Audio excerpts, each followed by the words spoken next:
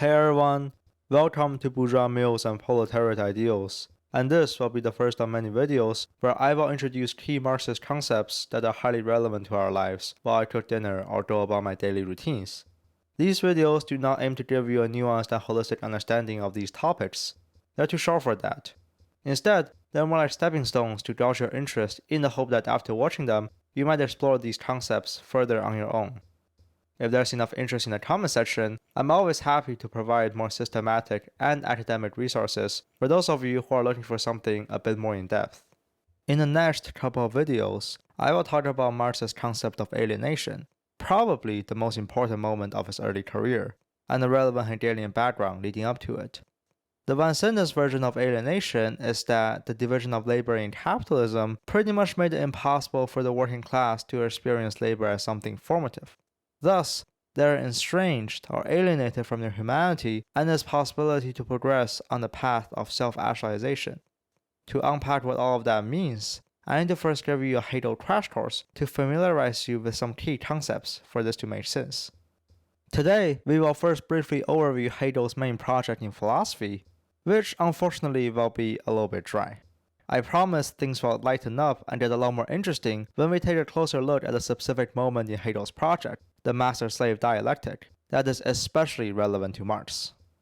Hegel wants to describe how the human Geist, or spirit, develops from a state of abstraction to becoming more and more concrete.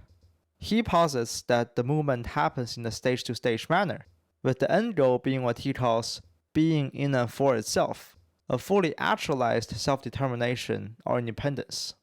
You can think of these stages as different modes of consciousness, paradigm shifts, or in the language of 20th century theory, discursive formations of ideas. The spirit in this final form can determine who or what it is without any reliance on the other. The other here could literally be any external factor, including time, objects, or the very fact of life itself. In other words, the end goal of the spirit is to be truly self-sufficient, not depending on, not mediated with, and not conditioned by anything else. The spirit wants to stand on its own two legs, except even that simply isn't good enough because it is predicated on the objective fact that it needs to have two legs to stand on. Every stage of the spirit's development starts out with a facade of self-determination, but along the way, it soon encounters a contradiction between its two fundamental components: the being in itself, meaning its abstract, unrealized potential, and the being for itself, which is its current, determined reality. This contradiction means that the spirit isn't actually independent, or at least not in a concrete sense. It negates the spirit's ability to be truly self-standing by showing how in reality it is still dependent on some external condition. To move on to bigger and more independent things, the spirit needs to negate this negation. Sorry that all of this sounds like some kind of a tongue twister, but that's just how Hegel talks like. In any case, the fancy German word for this double negation is Aufheben, which in an almost self-contradictory way means both preserving on the one hand and negating on the other, with the end product being something along the lines of the spirit sublating, transcending, overcoming, or just moving on from the contradiction. In other words, in Aufheben, the two components, the in itself and the for itself, are preserved precisely because the contradiction between them has been negated. Kind of like pickles, when you come to think about it. Its edibility is preserved through the negation of its freshness, which would otherwise present a temporal contradiction between how it should be consumed now before it goes bad, versus how it needs to be kept edible for a certain point in the future. If you're from a STEM background, it might also be helpful to imagine this as a training epoch in deep learning. The old weights and parameters are negated, while a new set of checkpoints that represents better performance is preserved. Once this negation of the negation happens, the two previously contradictory components, the being in itself and the being for itself, can both be preserved and are momentarily reunited back into one. They synthesize into, well, you've guessed it, the being in and for itself, a state that fully actualizes its potential. It marks the spirit's development into a new stage or paradigm, where it can momentarily remain self-standing until the new stage's own set of contradicting components pop back up. Then the negation of this new contradiction, and then rinse and repeat. This pattern of compartmentalizing the spirit's movement is called the dialectical method. You might have heard of it in association with Marx, because it is probably the most important methodological influence he inherited from Hegel, albeit with crucial changes. You might have also heard of it phrased as the thesis, antithesis, and synthesis triad, though Hegel himself probably would not have put it that way. Instead, it was developed and popularized after his death, and this rather reductive model doesn't really capture the full dialectical richness of his method. What you would actually find in Hegel goes more along the lines of an abstract, negative, and concrete triad. There is an abstract self-determination, a negation of it, and then a negation of that negation that produces a more concrete version of the self-determination. This distinction is important because despite its popularity, the thesis, antithesis, and synthesis model is an inaccurate and arguably misleading understanding of Hegel. It does not account for what is wrong with the thesis in the first place, why it requires an antithesis, and how the synthesis resolves the two. The abstract, negative, and concrete model, on the other hand, provides an explanation. The thesis is incomplete because it is too abstract, with too much being in itself and not enough being for itself. A contradiction will emerge once the thesis is negated by material conditions, and the synthesis mediates the two by negating, overcoming, or subsuming the negative. This presents a way more well-rounded picture of the dialectical method. If most of that flew right over your head, that's totally fine. In fact, you'd be some kind of a genius if all of that was crystal clear to you your first time going through it. When I first started reading Hegel, it took me about a month to barely wrap my head around what this project was generally about. In any case, don't worry about it if you don't fully get it. Go back and watch some of it again if you have the time, but definitely feel free to keep going. You don't have to grasp everything perfectly to understand what is coming up next. In fact, in the truly Hegelian sense, you'd only gain a solid picture of the dialectic when you encounter a specific stage in it, because it will negate the abstractions in your understanding with a concrete set of details. One of the spirit stages, perhaps the most famous one by virtue of its connection to Marx, is called the master-slave dialectic.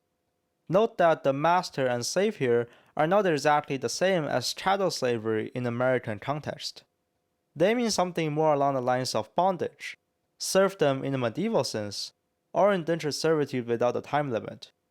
Also, to call someone a slave would be like saying something essential about who they are and their being in a more permanent sense, while in Hegel, this is just a transient stage in their becoming. So from this point on, I will say enslaved instead, because it more accurately describes the passive and hopefully temporary nature of their current status. A bit of a prelude about what leads up to this. The stage before the master-slave is desire, where a consciousness becomes a self-consciousness as it asserts its subject status through consuming, or in Hegel's language, negating other objects. To eat bread is to negate the bread's existence as bread by transforming it into, well, manure. You're negating the otherness of the bread, keeping some part of it as a part of you, and pushing out the other parts that are not wanted. The bread allows you to not depend on things around you for food. However, this self-sufficiency has an expiration date. It only lasts until you finish digesting the bread and become hungry again. Then you'll need to find another object to consume. And here lies the contradiction. A self-consciousness's independence, its self-standingness, comes from the negation of the object. But it will cease to exist as soon as the object is fully negated and gone. The gratification of desire only exists in the destruction of the object, which forces the self-consciousness to keep pursuing other objects. So it's not really self-standing, is it? Instead, it is dependent on, mediated with, and conditioned by the object, just like how one cannot live without bread. Another good example for this is hair pulling, which attains some momentary satisfaction or peace of mind that requires incessant repetition for the satisfaction to last. It is a compulsive behavior, exactly in the Hegelian sense of desire. So the self-consciousness will finally get to a point where it realizes that if it just can't confirm its subjecthood alone from consuming objects, why not try other subjects for a change? I'm not kidding. Its solution to move on from the contradiction of desire is literally to negate another self-consciousness. After all, inanimate objects get destroyed when negated, but living beings won't, because they can replenish themselves and are thus basically unlimited refills. In the middle of all this, Hegel introduced a crucial concept called recognition, which I will explain in detail in another video. Once the two self-consciousnesses meet, they get in a fight almost immediately, because one of them has to play the role of the object for the other to negate, and neither wants to do that. Hegel calls this duel the struggle unto death, and it decides who will take the subject position and who will be unfortunately objectified. As both face the imminent possibility of death, one wins out and becomes the master by not fearing death and thus becoming less dependent on their desire to stay alive, while the other submits because they care more about their life itself and value it as being more essential to them than their subject status. It makes sense in the context of how duels worked back in Hegel's days. Your musket shot will miss if you panic, and the only way to not panic is to think that you have nothing to lose. Anyways, the winner does not actually want to kill the loser, because keeping them alive is kind of the whole point here. Otherwise, the loser will be destroyed like any other object, meaning that the winner is back at square one of desire, having to go around seeking new objects to negate. Instead, the loser is enslaved, deprived of their freedom, and forced to labor on objects for the master's consumption. As time moves on, however, the master starts to take this arrangement for granted and gets progressively lazier and out of touch. I know this might sound a bit counterintuitive, but gradually, the enslaved becomes the one who is actually in control because the master can no longer interact with objects without the mediation of slave labor. Through encountering and engaging with the raw objectivity of objects in labor, the enslaved is constantly exposed to the danger of losing their life, which for Hegel is a blessing in disguise because it allowed them to gradually overcome their own fear of death, the fear of death that subjugated them in the first place. Meanwhile, the idle master has forgotten about how to deal with objects because they never had to do it themselves. As time moves on, their independence that they gain from overcoming the struggle unto death becomes less concrete and more abstract, just like what you crammed for your finals last semester. There is a saying for this in Chinese, that life is like sailing against the tide, so if you're not moving forward, then you're actually going back. Again, think about this in terms of your finals last semester. Do you still remember anything? Probably not, right? Anyways, the contradiction of the master lies between their supposedly actualized potential for being self-standing against something as great as life itself, and the reality of being entirely dependent on the labor of the enslaved, while the enslaved does not depend on anything. It will come to a point when the enslaved finally recognizes this contradiction and false consciousness in the master's dominance. Emancipation thus happens via the negation of the master's self-determination, since in actuality it is the enslaved who determines the master.